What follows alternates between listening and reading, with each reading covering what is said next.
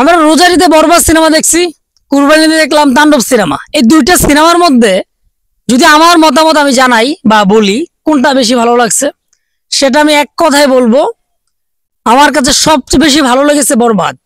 যেই সিনেমা দেখার পর আমার কাছে মনে হচ্ছে সিনেমাটা আরেকবার দেখি, কিন্তু তাণ্ডব সিনেমাটা আমার দেখার পর মনে হচ্ছে না এই সিনেমাটা আরেকবার দেখি।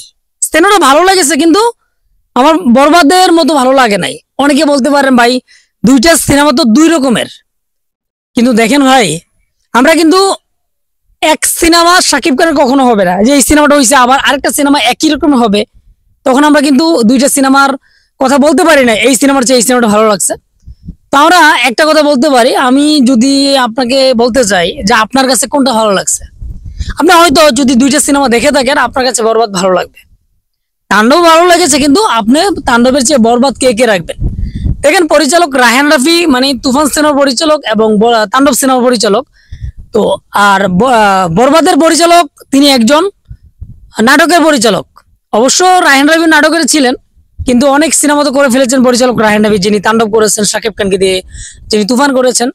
কিন্তু বরবাদ সিনেমাটা যেই পরিচালক করেছে তিনি প্রথমেই নাম্বার ওয়ান।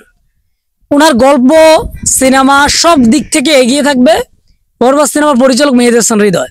বাট আপনার কাছে কোনটা ভালো লেগেছে অবশ্যই আপনাদের মতামত কমেন্টে জানাবেন। ভালো লাগবে শুনলে যে আমার মতো হয়তো আপনারও ভালো লেগেছে। আর যদি ভালো নাও লাগে বা তাণ্ডবকে এগিয়ে রাখতে চান রাখতে পারেন, কিন্তু আমি দেখতে চাই যে আমার মতো কয়জন বরবাদকে বেশি এগিয়ে রাখছেন। ধন্যবাদ।